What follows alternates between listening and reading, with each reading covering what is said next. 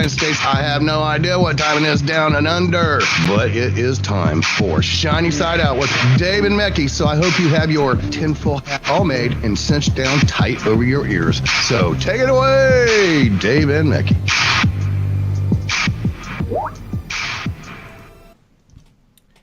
Welcome to Shiny Side Out with Dave and Mecky on WZZR, broadcasting from Australia for Revolution Radio on, you guessed it, www.revolution.radio, where it's more than just radio. So jump to the chat room if you can. This is show number 377. Now, I may not mute every time I cough. I'll do my best not to. Hang on one second. Oh, wow. It's on air, online, and on your smart device. So grab an app to listen from anywhere or listen at home on a Grace Tabletop digital radio. If you missed Solaris' show with Jerry Marzinski, you missed a great show. They were talking about schizophrenia and the supernatural. I'll just put my teeth back in. It only cost $5.95 to access the archives. So if you don't know who I'm talking about, when I talk about Solaris Blue Raven, she has a great show and she has great guests and she's on before us. And I implore that you go to the archives, but you don't just get her archives, you get everybody's archives. So it becomes quite a good little resource. You can download the MP3 and listen in at your own pace. Pause it. If it's maybe a bit too sensitive, pause it. And then hit play when you're ready. One sec. Oh, that didn't mute. Anyway, moving on. Just to let you know, I've been struggling with a really terrible version of, terrible. It was a strong version of the flu this week, and it knocked me out for the entire week. This is to the first day I've actually been able to think. Before then, it was absolutely terrible. I don't suggest that. Maybe I suggest that you avoid the flu at all costs.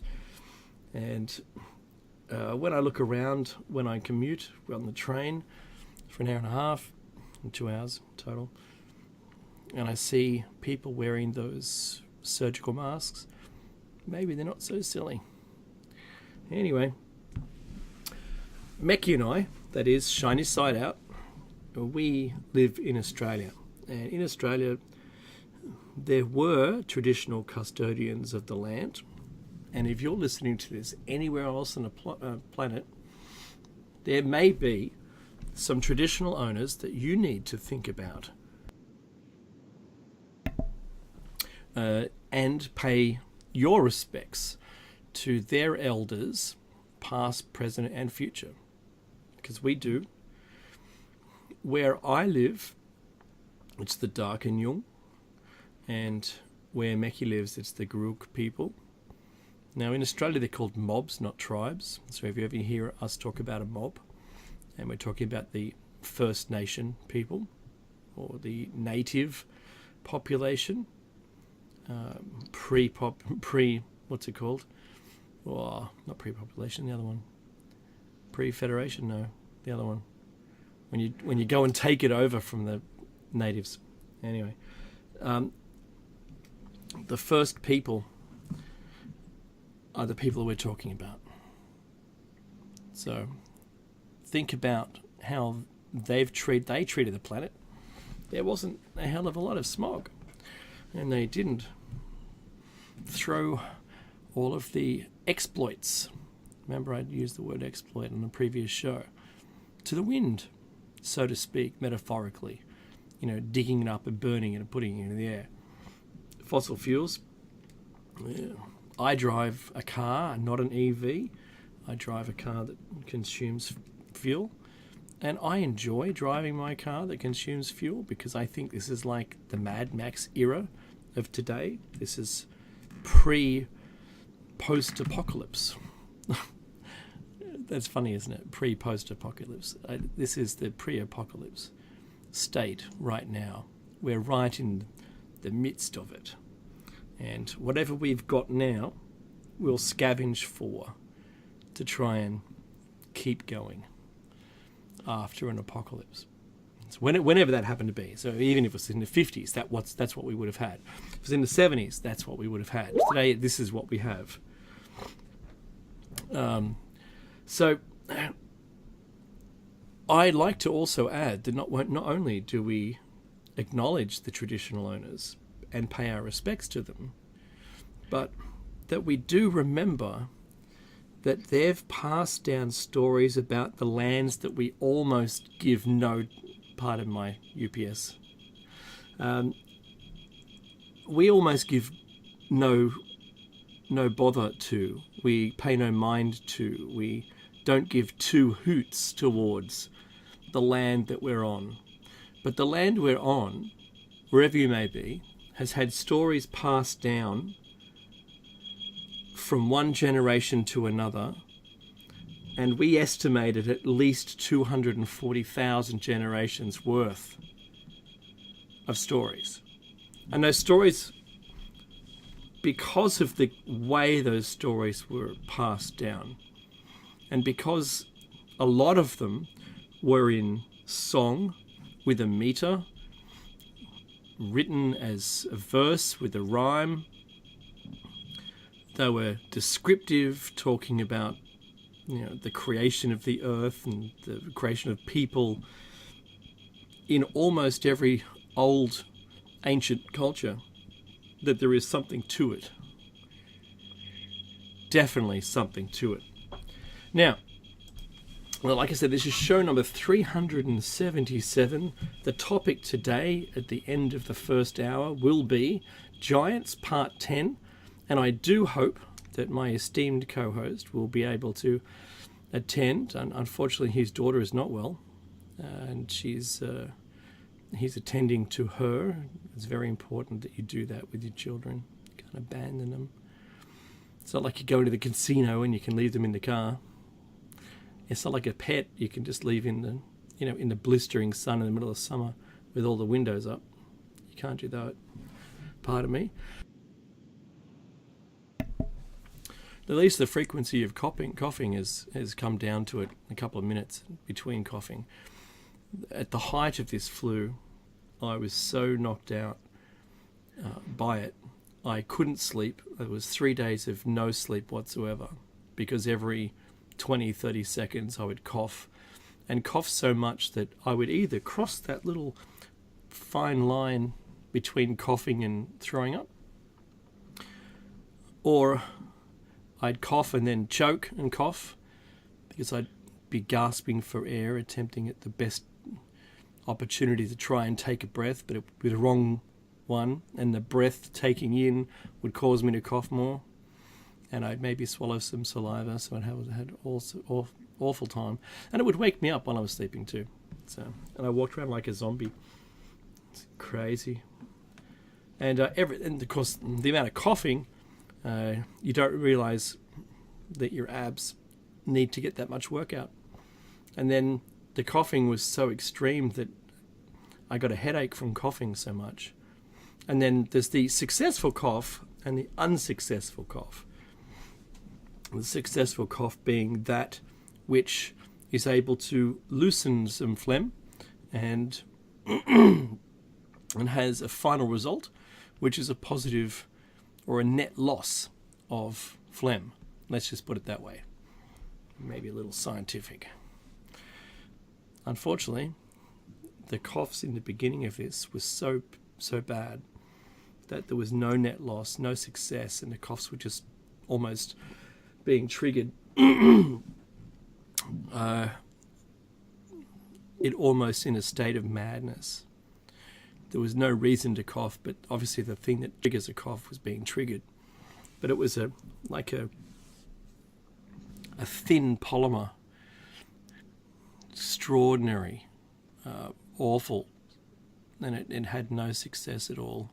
It was filling one lung up, and the lung capacity had fallen below half, and I felt like I was drowning.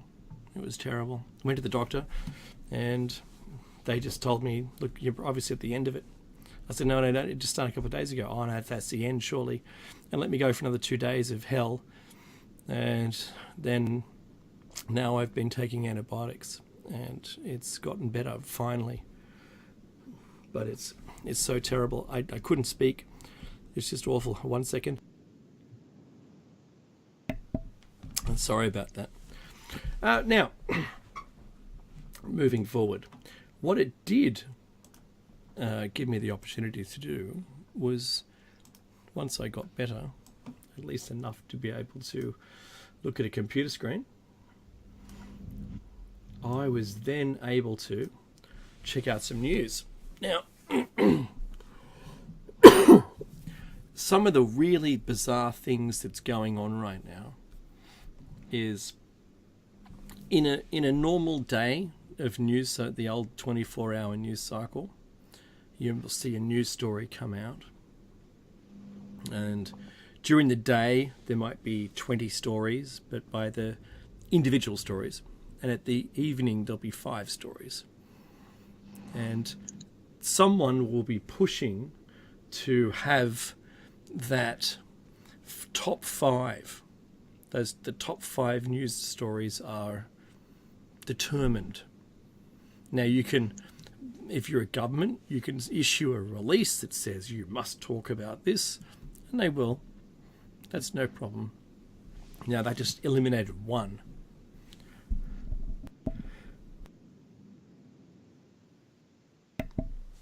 And sorry, I had a cough again. And that one story that got pushed out is hopefully the one the government wanted to get pushed out, because that's the way they control media. That's the traditional way.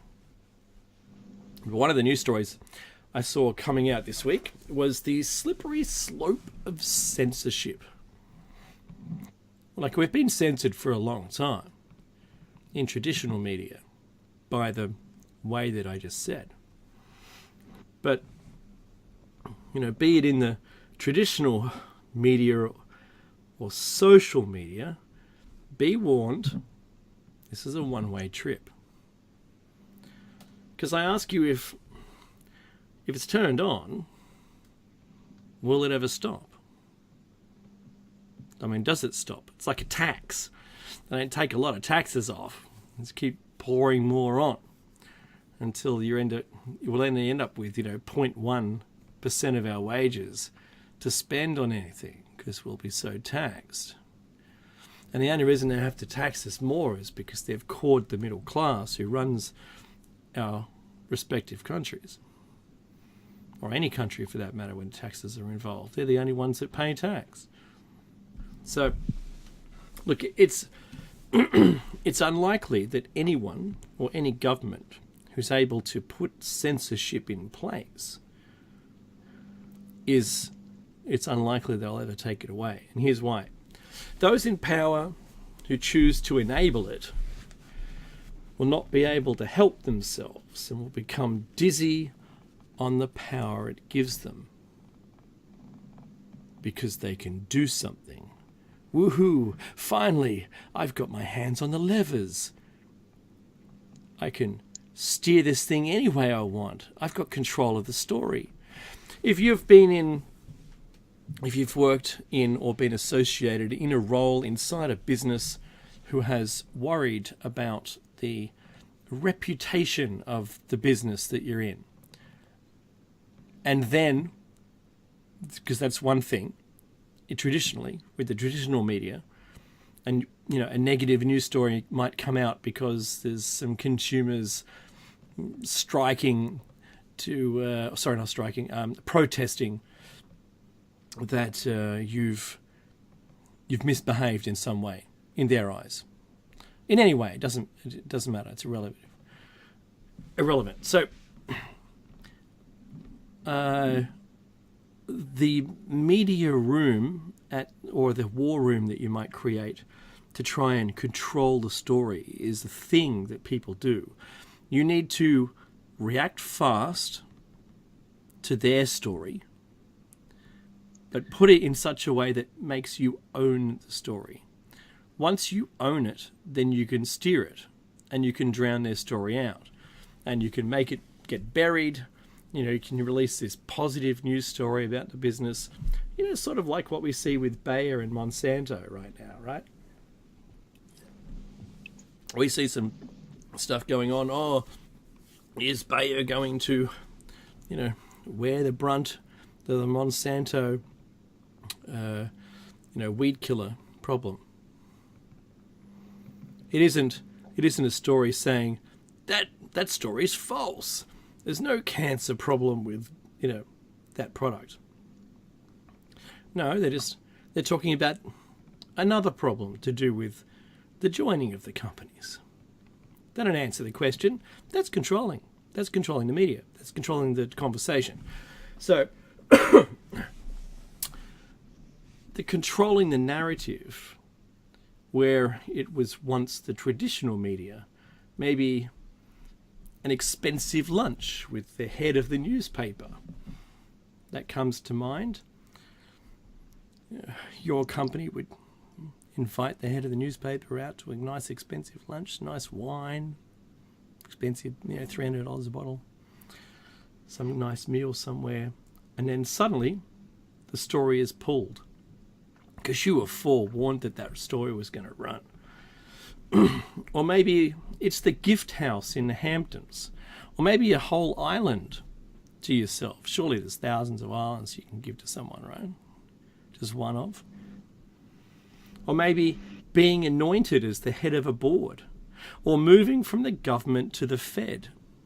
That happened a lot. Have a look at everyone who's in the Fed. They were all in the government at some point. Think about that. So, whatever the origin of the cooperation method that was used, the enticement, the story was pulled and buried. And social media is it's an entirely different beast. I've got one more cough, hang on.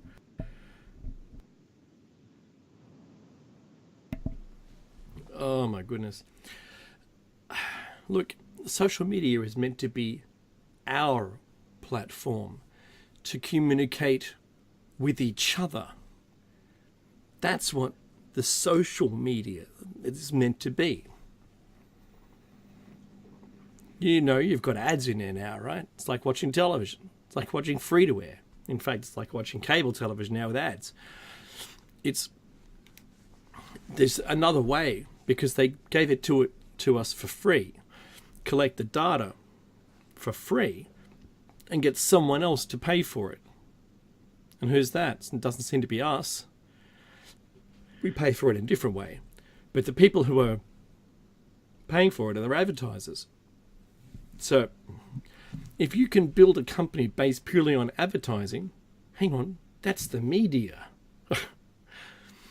Yeah, right. That sounds like a television station or a radio station. The only income they make is from advertising revenue. Wow.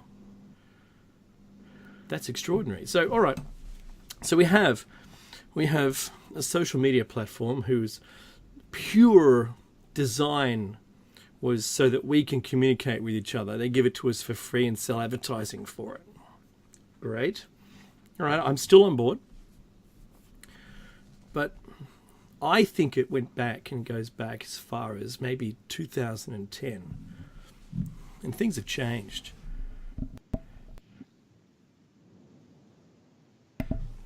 Nearly a successful cough.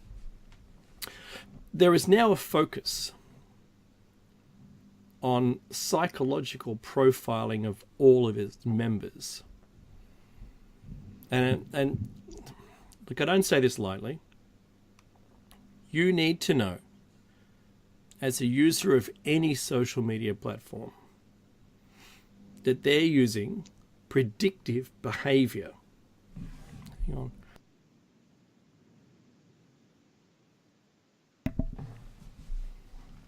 Maybe 1 in 10 are successful costs. But there is an element of control where if you drift from the middle, from the center, from being a good user of the platform, where you're not an agitator and you're not purely, when you're not just sharing family photos and photos of your food with your friends, but more so when you're sharing political views. Yeah? Where maybe you're sharing views, hopefully not racist views.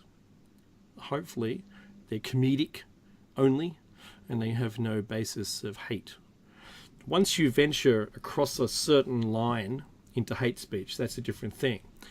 But if you're doing political coercion of your friends or sharing your political ideals with friends and comparing those against the current government, which is basically political commentating, when this is happening, and this is happening a lot on social media, and I'm seeing what looks like a friend's post, but it's really a company is posting on my timeline.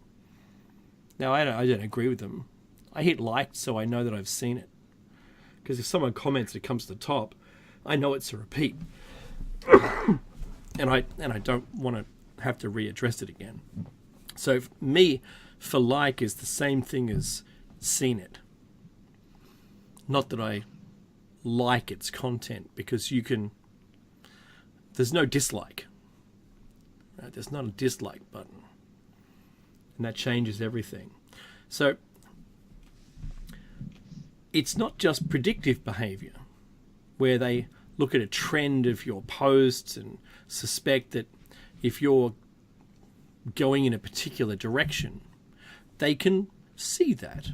And it's not only monitoring every single thing you do, it's keeping this information forever so they can look at it long term.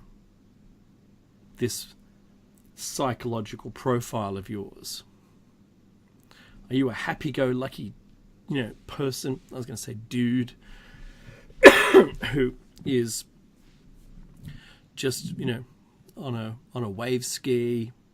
I don't know. I'm just making this up. But then suddenly something happened in your life, because they can see it all, right?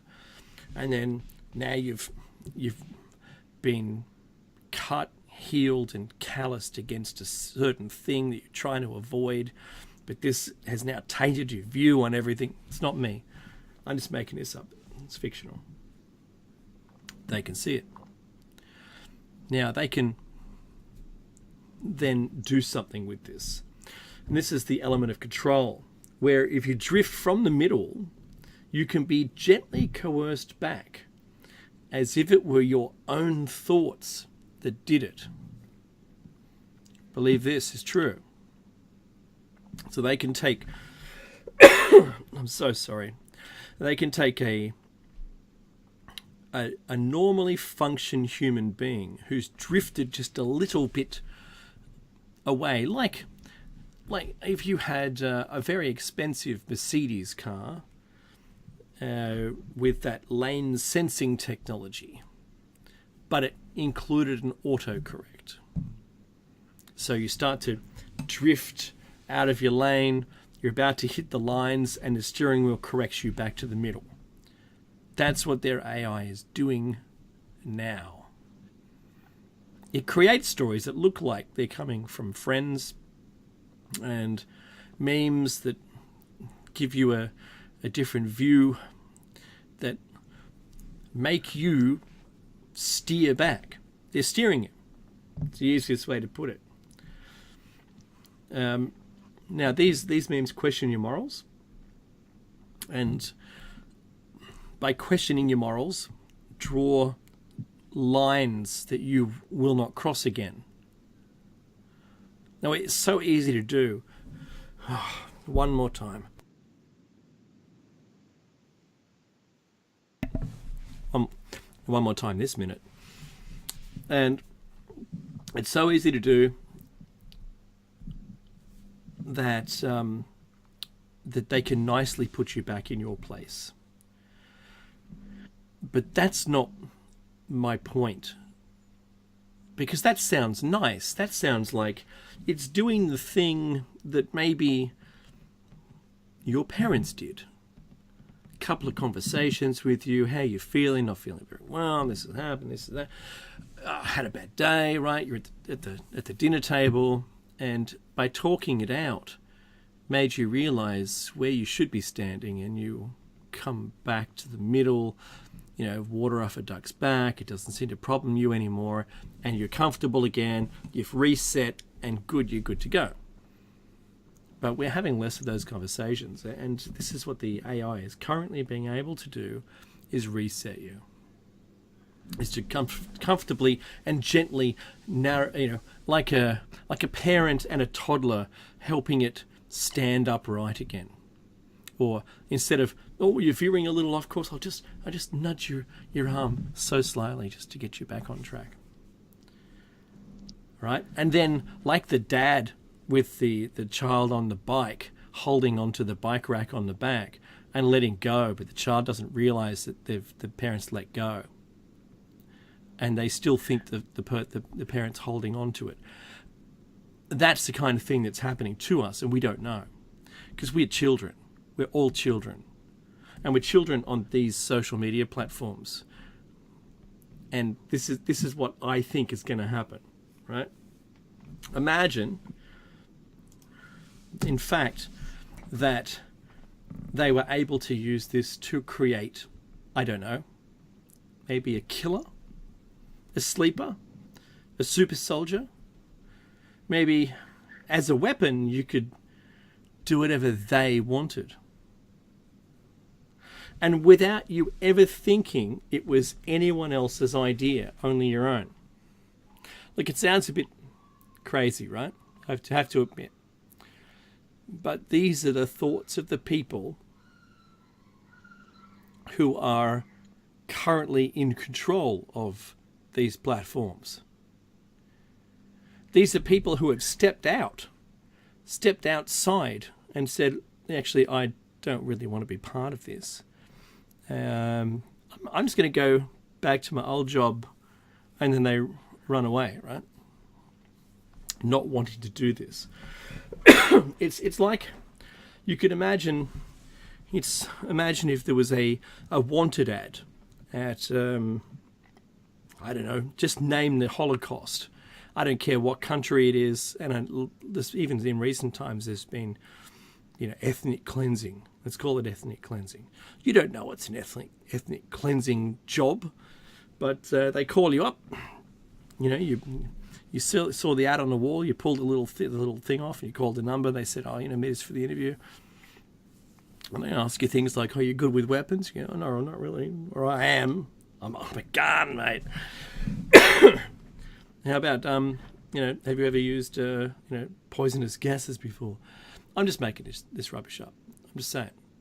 At that one point, then you get a sniff of what's really going on, and you don't take the job, or you quit before you've done the thing against your own morals, right? Well, the CIA is living in the brave new world, where before they probably had to abduct you, right, to some kind of MyLabby kind of thing, or underground base, or take you away, and then program you for weeks, against your will initially, and then you didn't have any will, so they programmed you and pushed you out in the street. You had a screen memory, you don't know what's going on, and the next thing you do, you find yourself just working as normal. But you've got this, part of your brain that's got a padlock on it. Until they need you, that's a sleeper, they can say the word. What was it? Rosebud from that movie, where they called you anonymously from some phone number or somewhere, and all they said was you Rosebud, and they hung up. And you went and did the task they programmed you to do. So I suppose this kind of thing is only new to those of us who aren't into three-letter agencies. If you're in a three-letter agency, you know what I'm talking about. If you're not, it might be a bit of a surprise to find out that this stuff is real.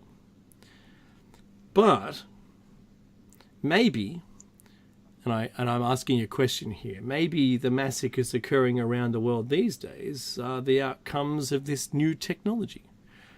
Maybe they're choosing some unsuspecting, Joe, and programming them to perform a function. And then the trigger thing happens, could be anything, whatever they've chosen, and voila, the job gets done. I mean, look, it's elegant, certainly, and there wouldn't be any way of being able to trace it back to an individual or a department for that matter. But it makes me think, if it's that easy and they can keep us on course, they can steer us anywhere they want. Anywhere the hell they want, I was going to say. Why not? Surely it's already happening, right? And I can't be the first person on the planet to think that this is possible, or to think it's already happening. I hope that people are nodding, listening to this right now. Yeah, right, yeah, well, maybe he's right. I don't know. I don't want to believe the government would do it. I mean, theorizing that it is possible does not make it true.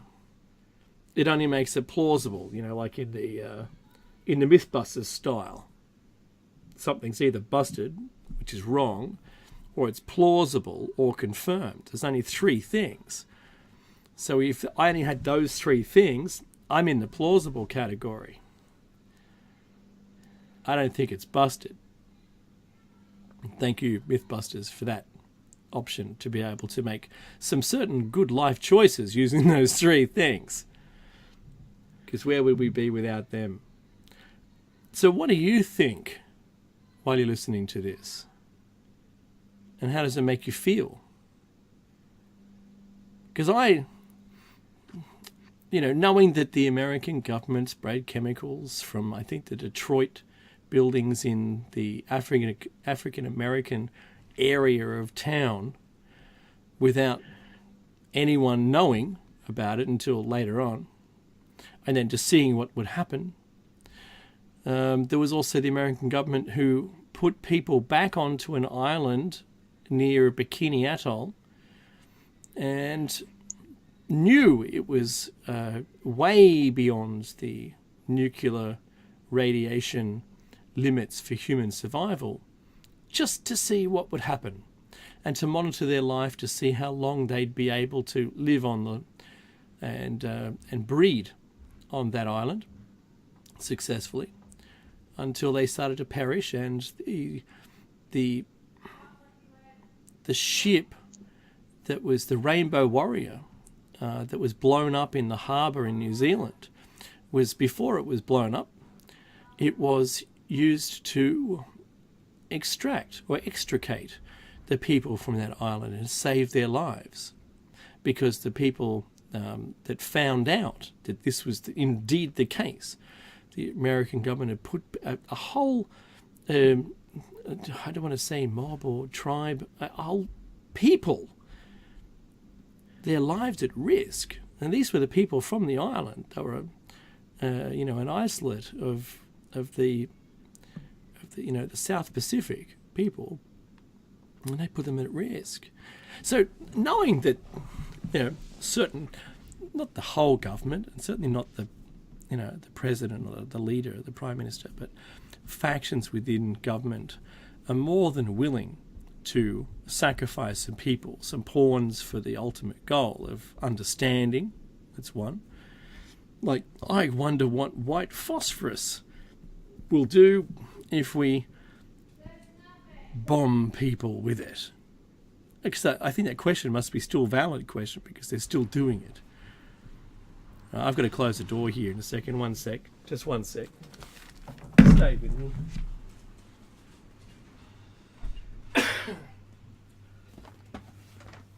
It's almost as if after 8 years that my family has forgotten that I do a radio show at this time of day, because I can hear them shouting Oh, it's crazy. Anyway, and now where was I?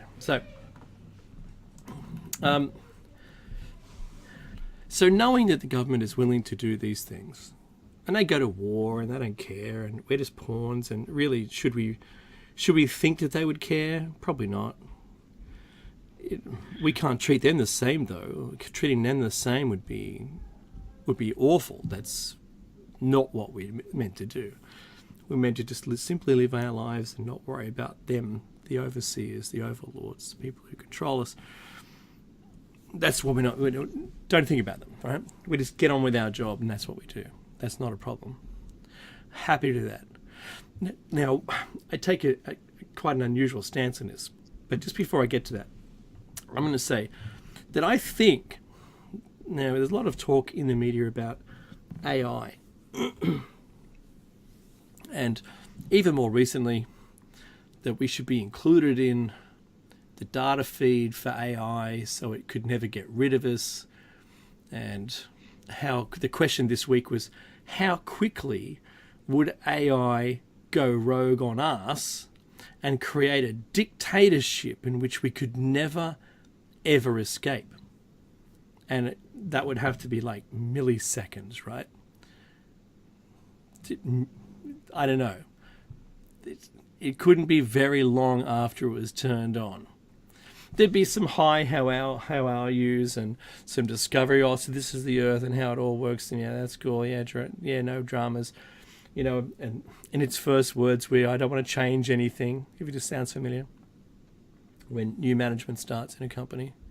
Not here to change anything. I just want to do what we do. The next thing is, 6 weeks later, there is a reshuffle of the department, and it's completely redesigned. People have lost their jobs. Maybe they caught it. Maybe they offshored it. It's just things that happen. They're just doing what they're told to do anyway, right? Maybe the last guy wouldn't do it. The new guy, certainly.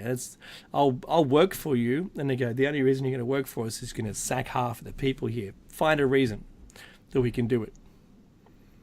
We're going to cut costs. What are the bonuses like? Oh, they're millions here. They're millions of dollars. In fact, we'll give you more money the more people you sack. Awesome. That's some incentive right there.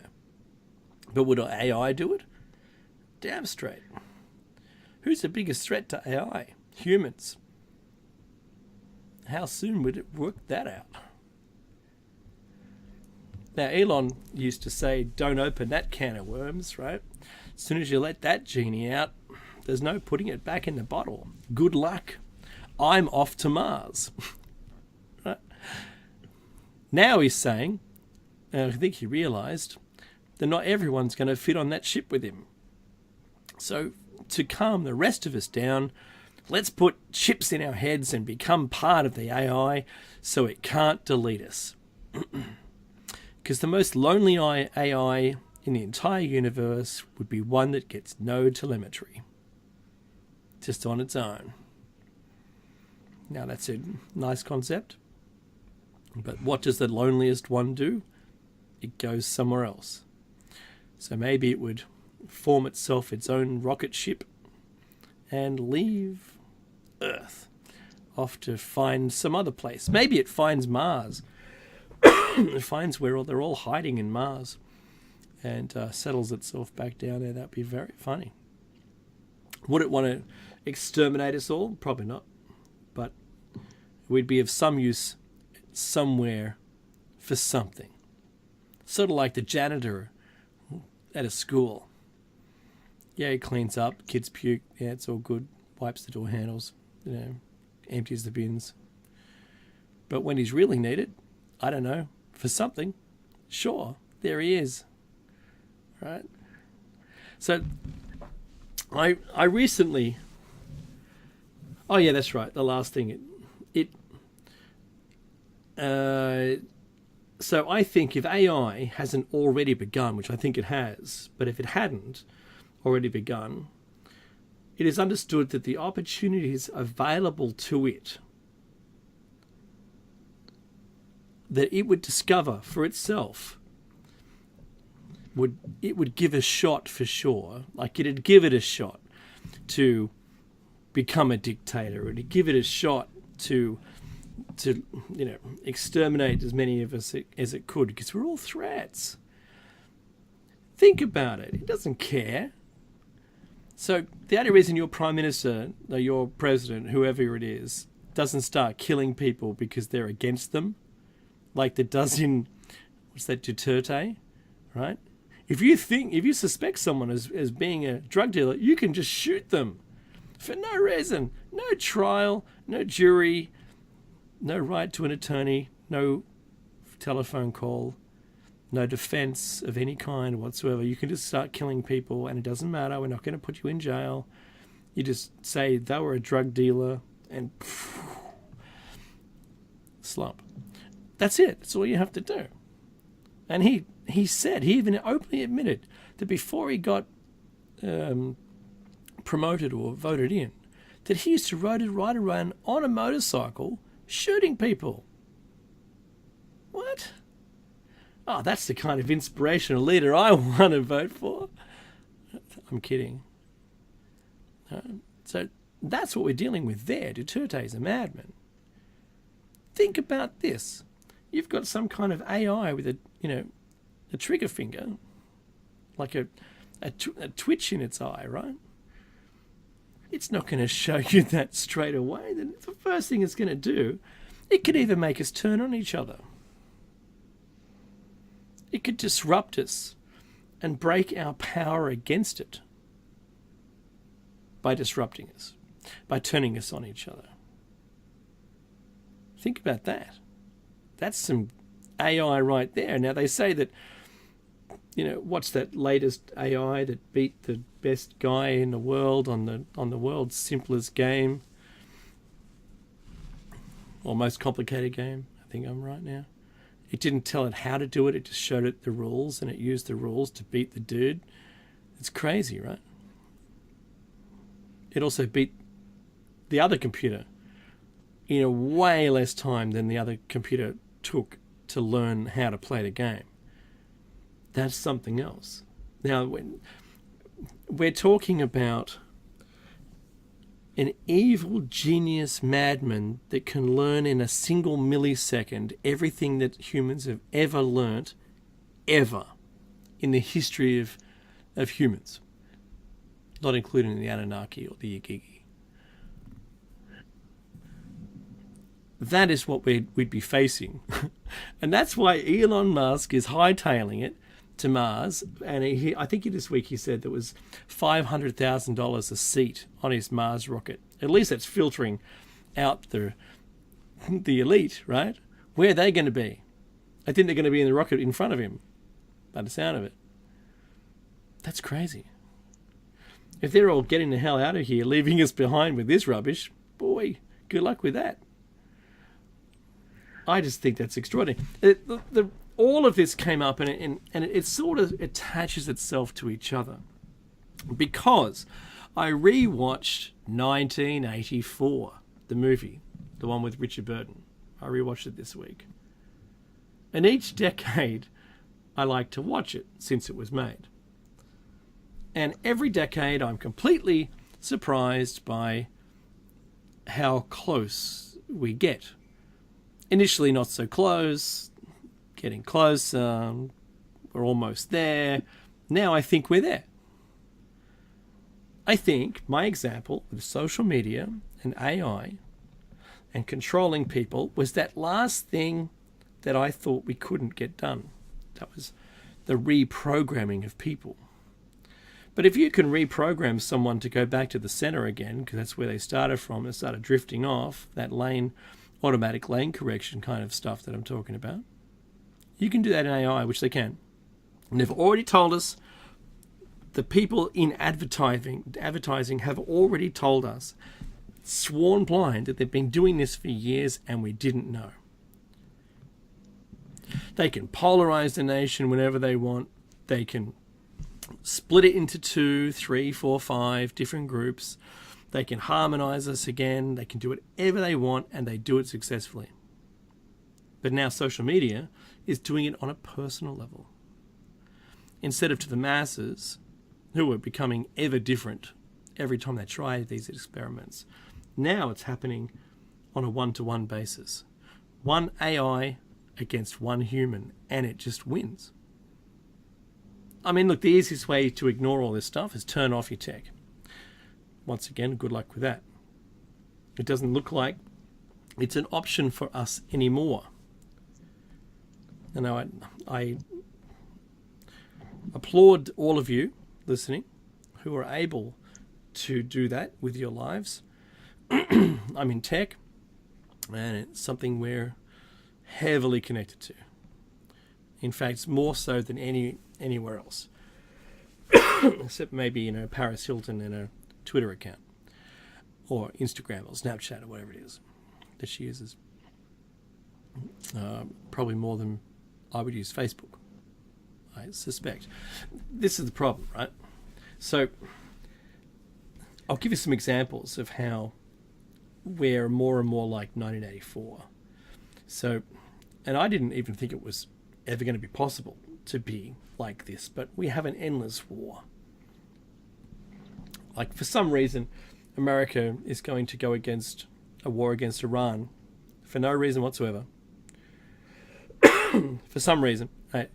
There's no credible threat. They haven't gone to war for 200 years or something like that, right?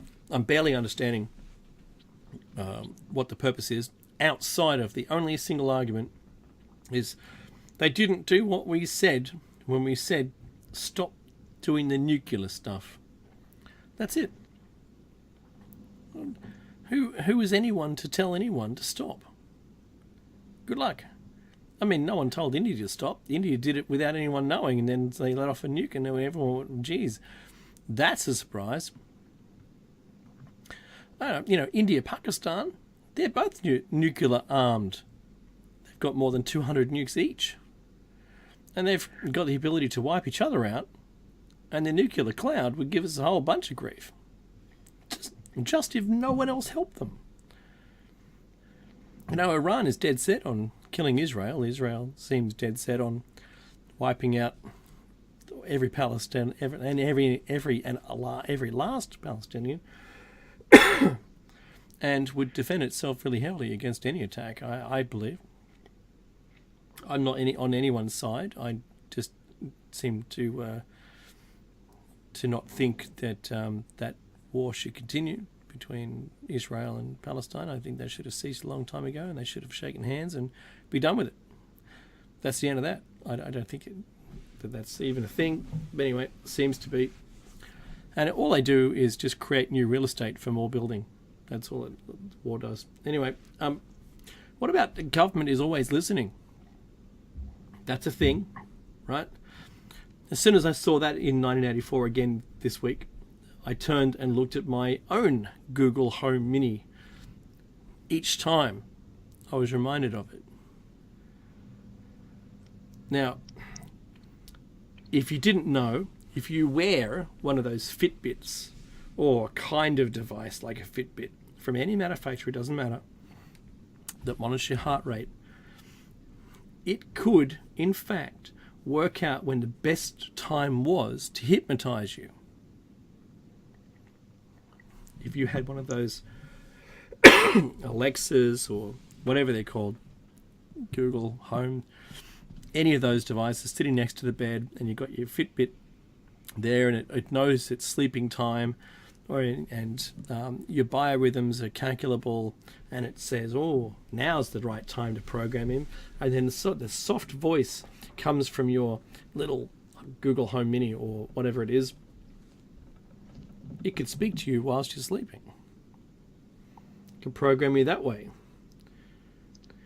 Just as in 1984, you were asked to turn in a friend. Here's another one. Or a loved one during his reprogramming. He turned on his, I think it was his lover or sister or someone. I forget now. I have a really hard time in that scene. Look, it could reprogram you, right? I turned and saw this Google Home Mini is sitting next to me. They're listening to everything. Imagine if an AI was hearing the same thing. Maybe if an AI watched the movie and went, whoa, there's some good ideas. Let's do that. Let's get the people to turn someone in and give them some social credit. Yeah, for every person you turn in, you get $10,000. Or this year you can be tax-free. Oh man, there'd be so few people left walking around doing their jobs. Everyone would turn someone in for sure, right? There's another Agenda 21 item. Now, as my esteemed co-host is not with me, and the music's soon to start any second, we asked for this technology. I mean, the government didn't just send us a box and said, plug it in, or else you'll go to jail. It's sold to us, right? To help us. It's sold to help us. And we bought them ourselves voluntarily. This is the thing. It's probably there to enslave us all. Is my final message right before the music that should start any second. There it is. This is only a very short break. This is Shiny Side Out. You're with Dave. Hold on. We're back after the short break.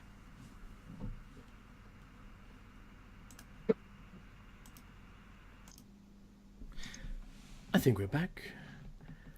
You're back with Dave and Meckie's Shiny Side Out on freedomslips.com on the #1 listener-supported talk radio on the net, so push the donate button or subscribe to the archives for only $5 a month. When I say $5 a month or $5.95, I think it's somewhere towards the difference between the two currencies of Australian dollars and US dollars. It costs something. Go to the website and have a look. I just subscribed myself, and I always have since it became available, and that way I've got access to the shows that I want to hear when I want to hear them. It helps me. Maybe it can help you. I'd like to say hello to all of the new listeners we have. So whether you follow, subscribe, or whatever the other thing is to any of our feeds, we're glad you're on board. Thank you very much. And while this is a tinfoil hat zone, and you are to keep your hands, arms and hands inside the vehicle at all times, disable your personal reality inverter, and do not perform any flash photography. You'll be as safe as pie. I don't know. I just made that up. We're halfway through, and when I say where, we are.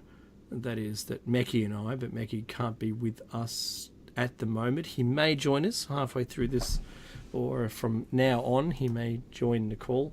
But this is show number 377, and I'm going to be talking about giants in a minute. Now, I just wanted to finish an idea that I had going before, and it's the last, it's only 3 lines, and it's the last of this, the news from the week. And I was going to say, talking about all the stuff that I did in the previous hour,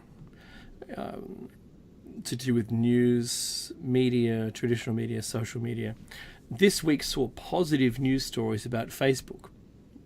That's surprising. Weren't they the doom and gloom entity of the entire cosmos? The black hole of information in which they sell to everybody, including giving access to all of our 3-letter agencies and keeping it forever and doing whatever the hell they want to do with it. Oh, that one. Yeah, that's the same one. And the positive stories also included and why we love it. Now, I think that this story was to counter another story. Remember I told you about controlling the narrative? So if you've got a business who has some negative press, you want to control the story or the narrative, and you'll put your own story out to just blanket over the top of theirs. It doesn't counter their story. It doesn't discuss their story in any way. It just gives you now a voice. Where they were the only one with a voice, now you've got a voice. And your thing, whatever you say, you want to take that and run with that as being the story, whatever it is. And then that should draw attention away from the negative press. Well, I think the story that was put out that was a positive story about Facebook was to counter the Nancy Pelosi's dangerous attack on Facebook story. Goodness me. Dangerous attack from Nancy Pelosi, yeah? I think that might have been to do with the going viral of her slowed down video in which her aged self appears to be completely inebriated. And I said seems, and it wasn't my video and I didn't do it, just commentating. And how they wouldn't, or seemed, their efforts to kill the viral nature of these videos getting around seemed a little lackluster in her eyes, right? Yeah, good luck. If you try to call anyone at Google or Facebook, you'll never find someone to actually talk to be able to do anything about anything. And even if they say they're going to do something, they still don't. I remember I saw a story recently about the federal government in the US asking for something to be stopped, and I can't remember the topic. And it was the FBI, in fact, ordered them to cease doing something, and they said, "Oh yeah, we'll stop it." I think it was Google. "Oh, we'll stop it. No dramas." Oh, that's right. That's why I remember what it was now. Okay, so this is Google AdWords advertising on Google Maps, and you could create anything you wanted in Google Maps. So Google Maps you're able to place a pizza store within the White House, for instance. That's pretty funny. Someone did that. So I was following a story, and this fellow, the Secret Service, he registered a new phone number with a diversion on it, but the diversion went through a recording device and just called the normal Secret Service office. And he recorded a bunch of phone calls, and then he went into their office with them and said, "Hey, I don't know if you know, but people can do this and you might want to stop it." And I said, "What? You've done what?" "Sure, no, you haven't." And so what he did, he called the number again and got through to the guy. And then as soon as he hung up, he played that back again. He said, "You've got my attention." So they called Google, and Google said, "Yeah, oh, right, wow, geez, really, you can do that?" And 6 weeks later, the thing was still there, and it's still there today. You can still do it. They haven't stopped it from happening. So the guy turned off that feature that he created for them to record all of the Secret Service conversations. That's pretty funny. But in the end, they did nothing. They're bigger than politics, these companies, so they can do whatever they want. They're obviously above the law. And the only other story I wanted to mention was, this is one I like, a bit personally attached to the story about UFOs. I like what it could do for us. I like what it could have already done for us as far as reverse engineering. The Walmart spaceship kind of stuff. And the question in the media this week was, will any 2020 campaigners in the US elections tackle the life exists elsewhere in the universe, etc.? Will they dare to tackle that topic? One sec.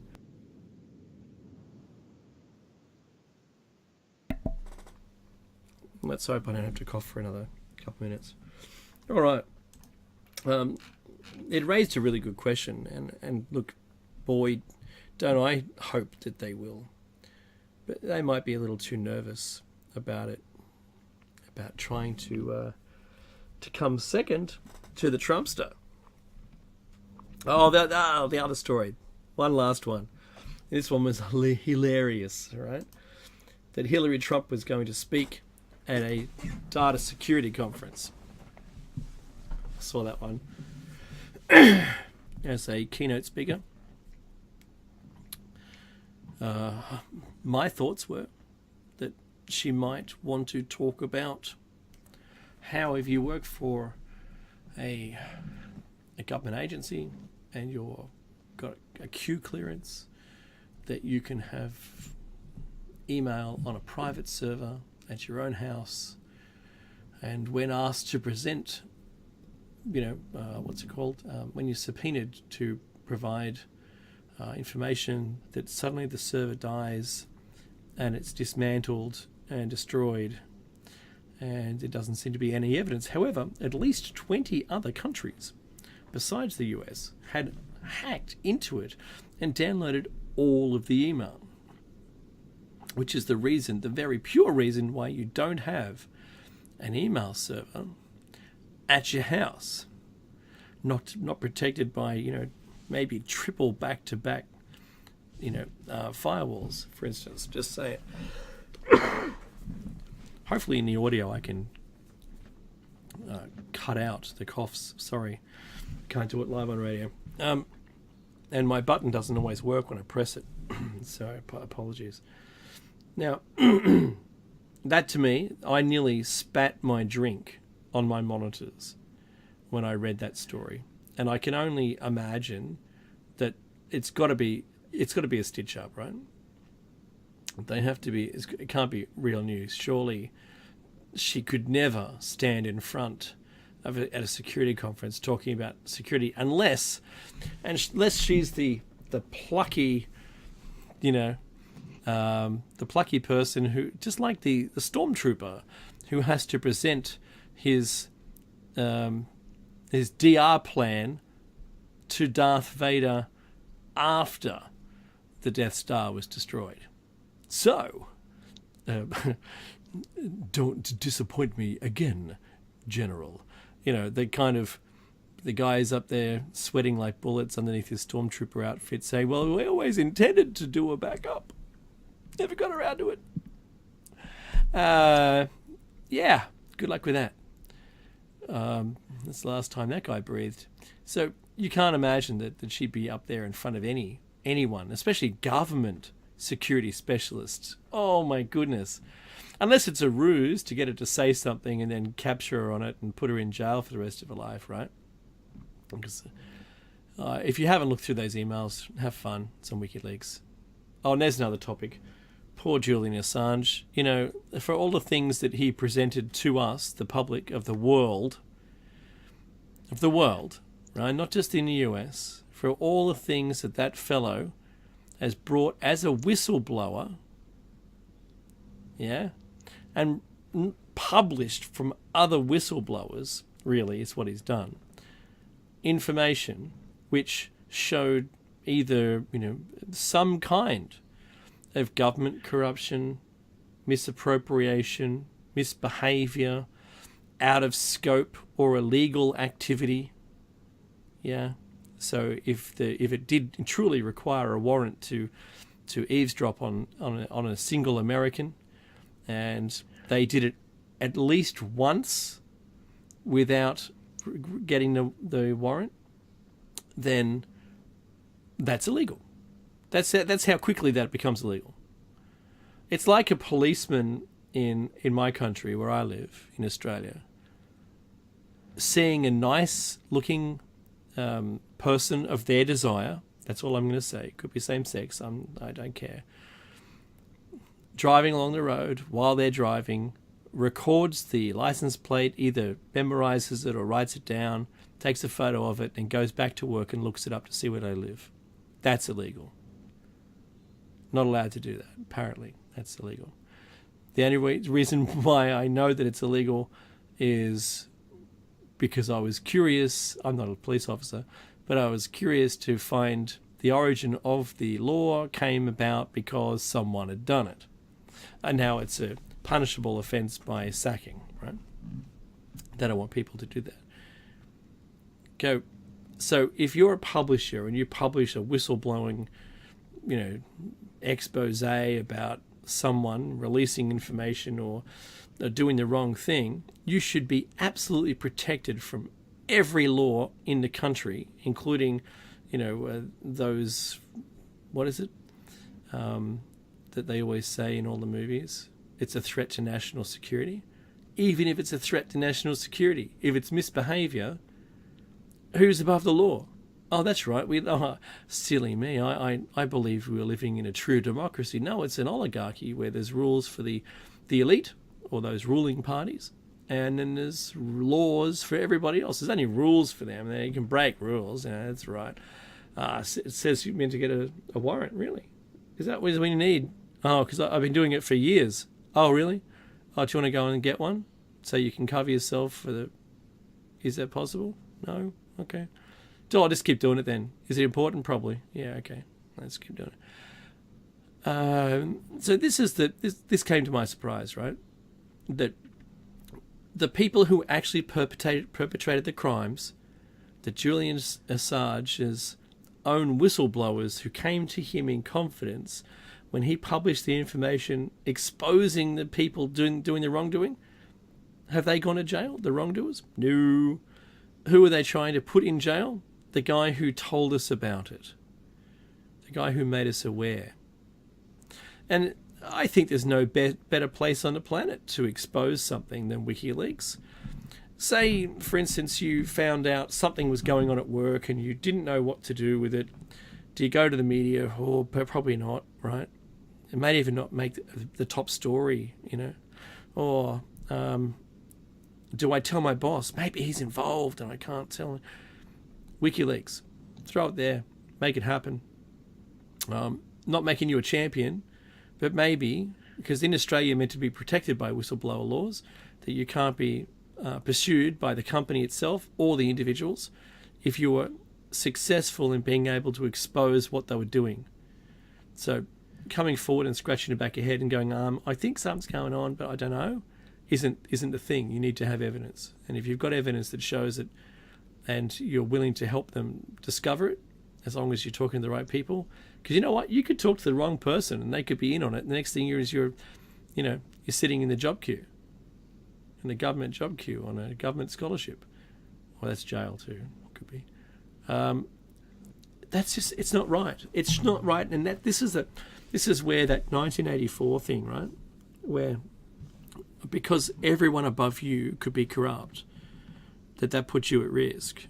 So if you just keep your head down and keep doing your job and don't say anything about anyone to anyone and just do your job, wow, that sounds like, the East Germany, right?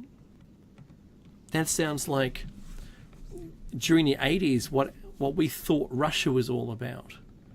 That everyone was a KGB agent, that everyone was it maybe had a KGB agent in their family. Everyone was going to say something about someone, so no one said anything to anyone about anyone. They kept their mouth shut. That's just crazy, right? This is the kind of thing that we're moving into. I mean, if it's successful and Julian Assange is arrested and put in the jail, right? And when I say arrested and put in jail, I mean taken into custody. And there's two options, right? One is that he's in and judged by a group of his own peers. Oh, I don't mean hackers from around the world, right? Which really should be the case. Or of people from the community, not a blue ribbon jury of, just bank executives or government officials, but, true people of the community. If he's given that ability or the availability of being able to be heard in a normal court with lawyers, he might have a chance. But if it's like a military court, right, because he's been found for treason and a whole bunch of stuff, then good luck, because it'll just be a judge who hears the accusations and he's locked up for the rest of his life and rots in some jail, right, however long that is. That there can't be a counter argument for those. That's what I think is going to happen to the poor fellow. I don't think it's going to be fair. And, at the moment his health isn't good. And that's probably true too. I wouldn't want to be cooped up in a room for as many years as he did. Anyway, so putting all that aside, that's the week that was. And that's the week as I saw it. And look, it's not bleak. Today, at least I didn't go to, the end of the world, media impacts, and a whole bunch of things that I would normally talk about. And you're probably going to be, like maybe post some comments. So after the show, I normally put a copy of this on YouTube. Look at our YouTube channel, and I really try, and I do this on Facebook as well. I try to get conversation going because I don't think many people can or are willing to, not that they can't, but are more than less willing to discuss anything at all. And certainly on Facebook now, I think people, because of we're almost in social credit. Right now, you've got that you're a top star or something, top fan, I think is the new thing that came out. So if you like and repost stuff from a particular group, you can become the top fan. And that's a social credit thing. So they're enticing us to do more of that and compete against each other. And in this new world of communication, that's a thing now. So social credit stopped 23,000 people in China from traveling because they posted something a little negative towards the government, maybe. So how is it going to look when they turn that on in your country, wherever you live, listening to this? How is that going to work for you? I know that I've turned most of the things that I post into questions, where it's the question itself it's open-ended, but given the meme or the news item, I still am commentating rather than just outwardly supporting it. Does that make sense? I've even adjusted myself so that when social credit comes out, that just runs a quick history over you and does a social profile, it's going to go, ooh, there's not much hatred there, I'll tell you. Maybe his hatred's towards, the abuse of police powers. Maybe his hatred is just wanting a fair and balanced life and political environment. That'd be nice. Wouldn't that be nice? I think we're out for war too much. I think we're out for conflict too much. And I certainly think that the world powers themselves could have done themselves a big favour to support peace on the planet. For at least 2 decades that they've failed to do it. And they're still failing. And in fact, they're failing so hard now that it shows whose hand is, or who the puppeteer is, that they're failing so poorly at it. And they're raising so many questions that we need to reposition ourselves. So if I say climate change, have I got half my audience thinking it's real and half thinking it's fake? If I say coming into an ice age, do I have 5% of the audience thinking that I'm telling, the right story now, the right narrative, and that climate change is so much a hoax, in fact, that we're going into an ice age? If I said flat Earth, do I have, 1% of the audience going, yeah, you mentioned flat Earth? I've just not yet been able to be, and I've got some friends of mine who are right on it and tell me that I'm a hard cookie to crack because I refuse to believe it. I don't refuse to believe that the Earth is flat. I don't refuse. I can't accept the problem with maths and physics about a flat Earth, which I can happily support in a globe Earth where it doesn't and isn't and doesn't work on a flat disk. Right? So Coriolis effect is the biggest one. So, and I just don't mean water down the toilet either. I'm talking about a sniper fire, south, north, east, and west. And they're not how it would work on a flat disk. Do your research, find out what I'm talking about. And then the other one is the star field.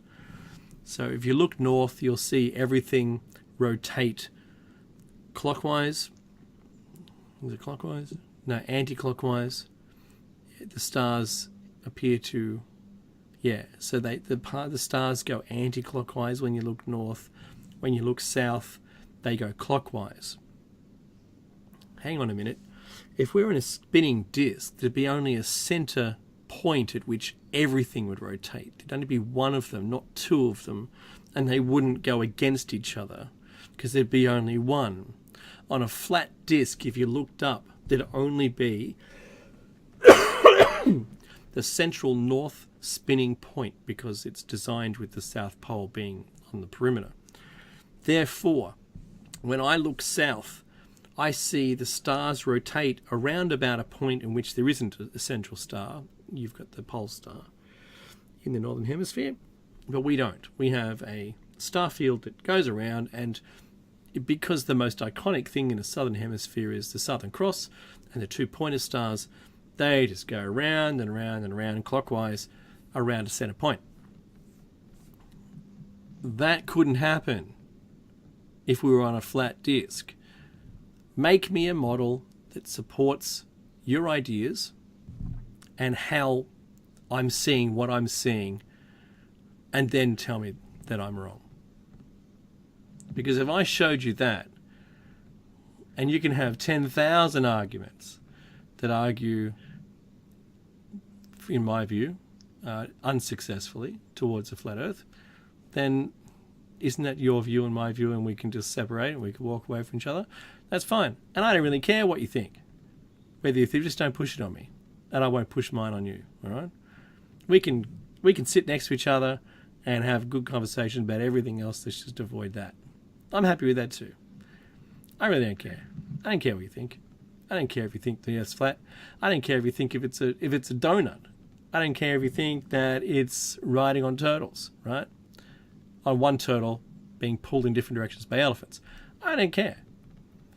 If that makes you happy and makes you understand the world, and then we have a level playing field from then on, great. Even if you're completely different, I really don't care. It doesn't bother me in the slightest. Just, I have to, unfortunately, put you into a different group of people, though. Sorry, can't help it. And it's the same kind of people that are in the religion pile, right? I'm not heavily religious. I don't care whether you are or not. And look, you're probably a good person. You're a good person on the inside, and you have good beliefs, and you think that these beliefs should be shared by everyone. I agree. The beliefs of being a good person with the other people, the good-natured people on this planet, is where we should all be. But unfortunately, and I think it's not anything to do with us right now, I think it's something to do with the universe, is that we're all in a warring state. We're all have turned into this fight or flight, and there's doesn't seem to be an escape from it. It's like we've got, what's it called? Shackles on.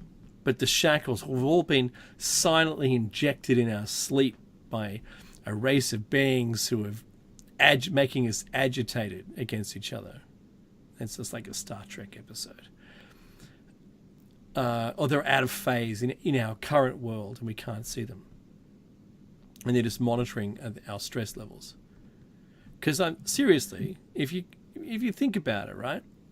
Pre-9/11 or 9/12, pre-9/12, I'll just say 9/12. We'll never get monetized again anyway. Forget it.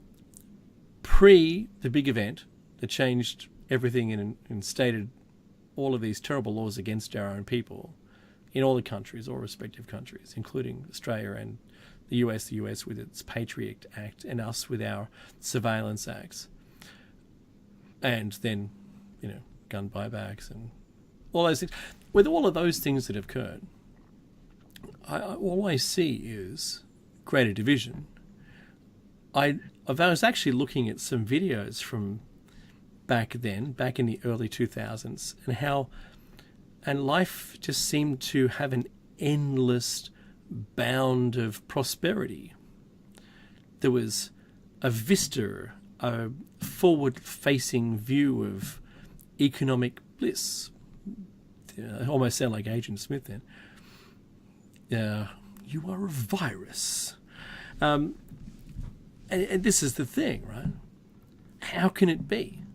How can it be that this event, while bad and terrible, I'm not saying who caused it or what's going on, saying we all changed, the earth changed. It's like we shifted rails on a timeline and we got swapped onto a world that's full of despair.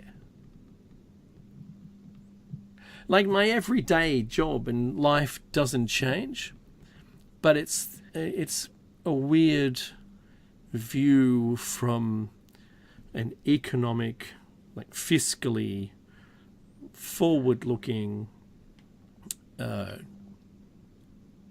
view where it just seems to get darker for some reason.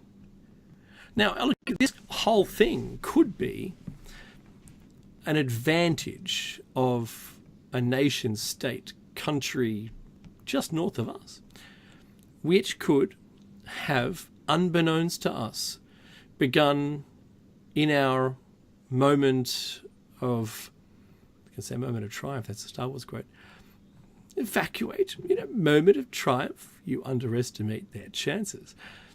Grand Moff Tarkin. If we were sort of on shaky ground and the nation state country decided to begin to take advantage of us, they could do a whole bunch of things.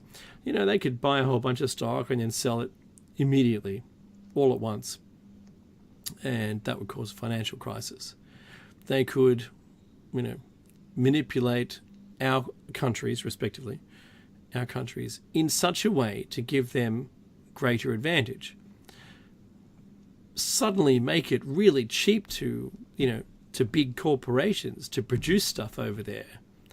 It'll take them a while to work out what's going on, they think, as we are finally starting to work out that the moment you offshore everything, you have nothing. And since they don't pay tax and you've just cored your entire middle class, there's no one left to pay any taxes. Therefore, the government hasn't got any money and you can't do anything. And then all your promises go flat and then your debt increases. Hang on, that's exactly what's happened. But who did it? Can we blame anyone? Can we point any fingers? Is it still going on? I don't know. I wish I knew. I wish I knew that we had people looking into it. I wish I knew that we had a way of being able to crawl out of this darned hole without having one of the only few options that are available to us to get out of the debt.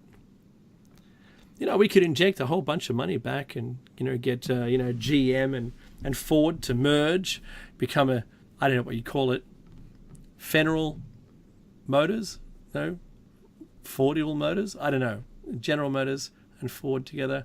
General Motors Ford. There you go. Keep all the names in it. If they merged and it was building cars again in the US, if we didn't export everything, say we cut off all trade with China, right? It wouldn't give them any problems whatsoever. They're not really resource hungry. They've got enough resources themselves. I got a question, right? If you're playing in a limited resource arena, what's the first thing you do? And that is you mine everybody else's resources. Mine all of their stuff. Don't mine yours, mine all of theirs. And then when they've run out, then you can put any price on yours that you want. In fact, you can starve them of resources when they've got nothing, and then you win. Well, these are like, it's like reading from the book of Sun Tzu, right? The book of war. It's just like that. It's an economic war. And if you're not playing with war in mind, like strolling around a battlefield with an umbrella, right? Just having a good time, don't worry about it. Smoking a cigar, having a couple of, beers or whatever your preference is, vodka, shots of vodka, I don't care. Are you going to miss the ball? Have you dropped the ball? Were you paying attention when the thing happens that's about to happen? Is that where you want to be? That's the thing I ask, right? And I suppose that's probably why I don't have too many conversations with people. Mackie, he's solid. We can talk about this stuff for hours straight, right? And we'll drift from one topic to another, and it'll be all good. Neither of us now, we have such an intolerance towards it that it doesn't affect us in a way where someone hearing it for the first time, there's a couple of examples. Maybe on The Simpsons would be a good idea. You get a sniff of something trouble, and then you run and leap through a pane of glass window and run off to the horizon, right? Oh my God, really? The big lady's going to eat us all. Ah! And that wasn't, it wasn't contextually correct. Now, some people that I know, I lose communication with some people because they hear some of the topics I talk about and they're not sort of kind of prepared for it themselves, and it's pretty tough to hear some of this information. Like when I say, DA14, it's calculated that it might have keyholed on the last pass and will come back in 2023, but it's not big enough to kill us all. It's only it could impact, it could impact a city killer. That's pretty much it. People go, oh my God, really? Where's it going to hit? Well, do your research. But Apophis, that's a different story, and I'm not going to go into that. So, just saying that it's sometimes really tough, and it's very tough when you're as far down the rabbit hole and someone's got a 2A radio and saying, what's it like down there? And you go, it's hell, mate, you don't want to come down here. They think that's where they are, and it isn't. It's very hard once you're down the rabbit hole to be able to have a really light conversation with someone. And my 9/11 discussions with people now is, just to give you an example, is really easy. And they go, what do you think about 9/11? Building 7. And I go, what, do you think the government did it? Building 7. That's all I answer now. I feel like a politician when I give that answer. And the people look puzzled at me. I said, everything you need to know is in Building 7. Do your research. Come back to me. And they'll have done their research and then become so frightened with what they've discovered that they're incapable of dealing with society again. And this is the kind of shock that people have. Now, we try really hard not to shock anyone. It is a tinfoil hat zone, and you've got to come in here knowing that this is only the tip of the iceberg. And if you're willing to listen to the tip of the iceberg and take whatever it is that comes with that, then you can go deeper into it if you like. But when we talk about topics, oh my goodness, we talk about topics. And I wanted to just round out the end of this with an actual excerpt from the show notes and see if we can get through at least one other thing today and not just be the Dave show talking about doom and gloom. So this is the year of high strangeness, according to Shiny Side Out. And it is all about this show arc. This is the 10th show on Giants. And from the show notes, we're in the tinfoil hat zone.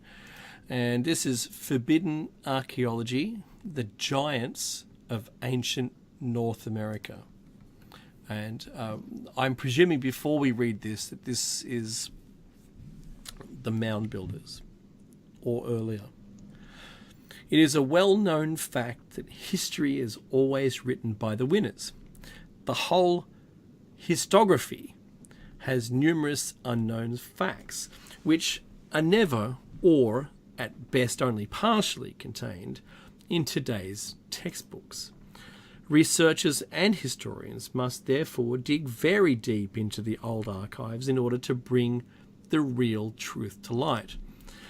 The problem here is that the manipulated, falsified knowledge of history has been so anchored in our understanding of the world that all facts and information that run counter to these simple beliefs, most of which are based on lies, are reflexively rejected by the mass of the population for incomprehension. So,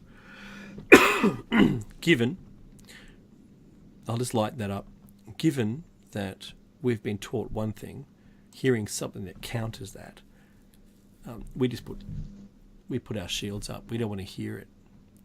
So the people who are currently in very high positions in museums, who were there based on their knowledge, their historical knowledge, and blurting back of what it says in the textbooks, for instance, are there because nothing's ever going to change. They've closed the textbook, put it on the shelf, and be damned if I'm going to hear anything new, is their opinion. And that's very tough. What is actually going on here? That is why more and more alternative researchers and enlightened people are asking themselves what is actually going on here. Why was and is the truth manipulated and falsified? And who is responsible for this?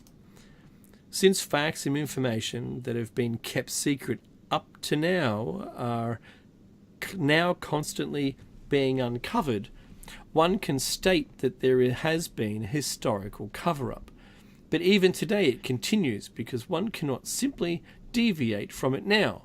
All history books would have to be rewritten, is the answer we get when they're confronted. All the real knowledge and secret archaeological discoveries made all over the world fall under the secrecy of the black projects. These discoveries are so sensitive that they are completely excluded from normal research and reporting. Now, one of these I'm going to mention is the Magyar, the ancient Hungarian language of the people that lived where the mongrels were supposed to have lived. That's really interesting, isn't it? It was like building a civilization. It wasn't just hordes, the Mongol hordes. Apparently, that was legitimately, according to history, changed across the planet so no one would remember that they ever existed. This species of people that spoke an ancient form of Hungarian, and it's connected, that language, ancient Hungarian, is connected even with the First Nation people, the first people of Australia. Their language seems to have an origin of an ancient Hungarian language. Isn't that extraordinary? I just think that that's something else. You have to do your research. There was a CIA document that was revealed, released, a FOIA request, in which it was evidently stated in there that there was a cover-up of the knowledge of those people. There are some textbooks before that was written that show that they had a national flag and everything. And then it's like post-World War II and it was all turned off. Goodness me. It's all gone. Now they're just the Mongol hordes.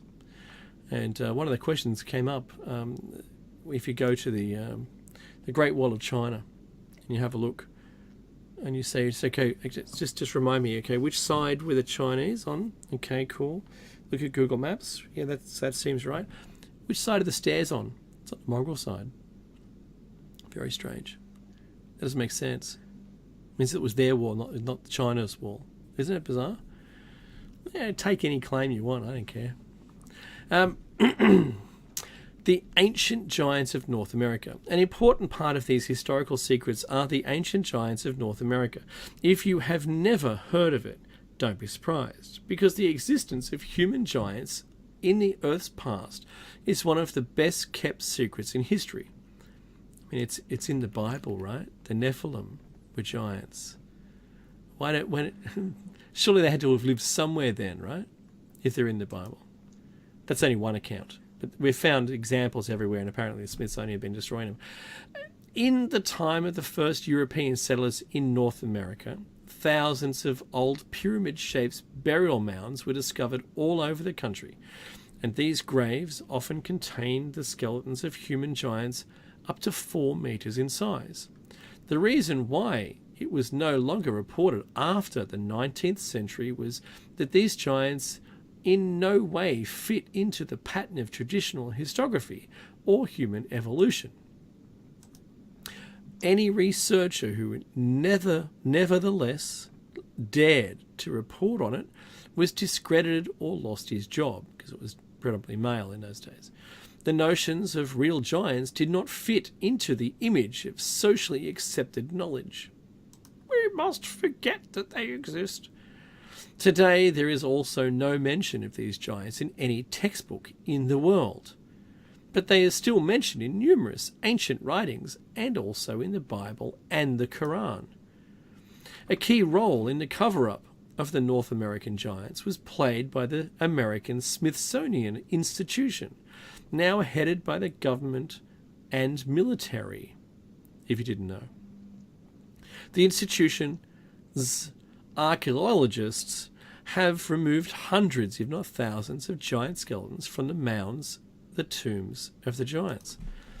Most of these giants had a size of more than 2.4 meters. Some of the giant skeletons had flat skulls and 6 fingers and toes. Since 1771, it also came to the discovery of the old buildings of the giants. They created whole cities long before the first Indians appeared in North America. Until the beginning of the 20th century, it was regularly reported in the newspapers of the time, even in the New York Times. Many of the giants' large stone plants show similarities to numerous other ancient megalith plants all over the world. All these buildings were designed according to precise astronomical and mathematical criteria, which is also completely ignored by school science today. Where did this knowledge come from? One of the first researchers to report on all this is the American Jim Vieira. His first lectures and documentaries have been deleted and censored several times from the web or YouTube, and only over the years have managed to bring his knowledge to the public. Today, Vieira is a star on the History Channel because he has been hosting the program Search for the Lost Giants since 2014. According to Jim, there is an ongoing cover-up of America's historical history. It's funny, just America's history.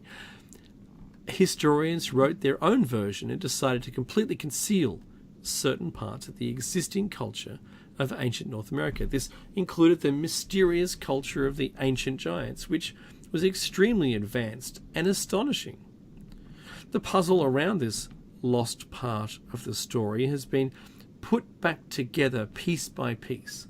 The old stone structures in New England have undergone C14, carbon-14 tests, and it has been determined that they are 7,000 years old. It is written in the Bible that gods once resided on earth, and these gods were giants. The battle of David against Goliath is also famous. Of course, this goes along with the other 9 shows we've done on this topic. Another well-known researcher has devoted himself to the history of the giants, Michael Tellinger. Tellinger points to another passage in the Bible in which it can be read that the Nephilim were so tall that people acted like grasshoppers against them. For example, Michael Tellinger was able to locate a femur from a human skeleton 3.5 meters tall. This femur was in the archives of the Witwatersrand University in Johannesburg, South Africa. It was discovered in the 1960s by miners in, I think it looks like Namibia is where it was from. So the giants also existed in Africa. There's two places. This find proves the existence of human-like giants in southern Africa at least 40,000 years ago. This is pre-flood. There is also a video in which the director of the Institute of Human Evolution at the University of Witwatersrand, Professor Francis Thackeray, Michael Tellinger, presents the giant's bone. Such inappropriate finds are largely ignored by academia. But that was not always the case. Before the broad acceptance of Charles Darwin's theory of evolution, the giant skeletons were still accepted by archaeology, and it was generally assumed the giants once populated all of North America. Wow. Isn't that extraordinary? I find this stuff so compelling that it's not funny, because we've already stated that if you go along the lines of the origin of all of this, it appears as though the Anunnaki tales told to the Sumerians were told anecdotally after the fact, after all had occurred, and they noted them all down at once. They did them then. They did them purely as like a stenographer would do in a courtroom. Okay, sit down. I'm going to tell you some stuff. You need to record it because it's really important. And they did so. And they recorded in such a way that it could be replicated like newspaper. Very important that they did this because it's the most accurate and unchanged rendition of human history that we have on the planet. Everything else has been translated 100 times, well, seven different languages, lost pretty much all meaning, and do it yourself. Translate as I did some of the passages, and they'll end up making no sense at all. And anyway, so moving on. The Anunnaki's term was that we created the black-headed people. But we know that they created the Igigi first, and the Igigi were basically their slaves. And they said, well, the Anunnaki said that they were tired of hearing them complain, so they made the humans, right? But the humans, the black-headed people is what they call them, those people got up to no good. They lived forever, like 700 years or whatever, right? And they were just doing all the wrong things. Like if you were immortal, it's like Groundhog Day, you just go to mischief. So apparently that's what happened, and we have to start again. We're going to wipe them all out. And the next thing is the Earth has this giant flood, there was meteor impacts, and all of that was gone. Now, there's not one story that suggests that anyone that was pre-flood is then post-flood, that they were taken away, and only the children of those people, the people remade in their image, in the God's images, that were then returned. But we were returned with limits. We have a life limit of 120 years, or thereabouts. And that's what it says, and that's what they did, and that's us. So all the stuff we've found now on the planet come from the pre-flood existence of giants. Makes total sense now. It all works. All of these stories work. Now, like I said before, and I said at the top of the show, I'm not particularly religious, and I really don't care about a translated story that's, Chinese whispers. Sorry, that's just what we call it in Australia, where something changes over time. I'm not interested in that at all. I'm more interested in the original story. So it's like, a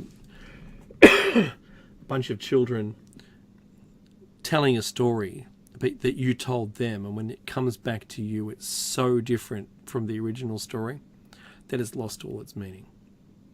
And that's what I'm talking about. I don't think that story that we're seeing, that religions are propagating, is for any other intended purpose other than trying to educate a people into not misbehaving. I think that's the whole crux of it. That's good and it has a purpose. I'm not saying it's bad. I'm just saying, what I'm saying is the true historical part of that story isn't as accurate as it could be, and that the Sumerian text is the most accurate version of that. When you know of it and you read it, you'll go, wow, look out, this is, what? Really? It says this? Adamu is the Sumerian word for first man. And that's so similar to the word Adam that it isn't funny. And in a language, if you were to study the change of a language from one language to another, you'll find common words. Like the m sound for mother is found in almost all of the countries. And the dad sound that we know today, or father, dad, that kind of thing, that is very similar across all the languages. Those kind of words are very pertinent to finding out the history of a language, the etymology, and this is the thing for me that solidifies this whole argument that the Sumerian text is the most original version of what is now the bestseller, right? Do you know what I'm saying? It was taken from that text. So you get yourself into it so you know what's going on. And because of that, I find it really hard to talk to someone who has maybe a polarized view of their particular religious text, and I don't care what it is. Their polarized view will come down to arguing, the wording of a particular phrase, and I don't really care for that. It doesn't do me any justice. It doesn't do their argument any justice either. And I said, well, let's take that phrase and I'll put it into a translator and we'll translate that through. There's the music. Goodness me. It comes so fast. Stay tuned for a round table with Jer Bear. I hope you did enjoy my ramblings for 2 hours. And we'll see you next week for show 378 for part 11. Take care, everyone. Stay safe.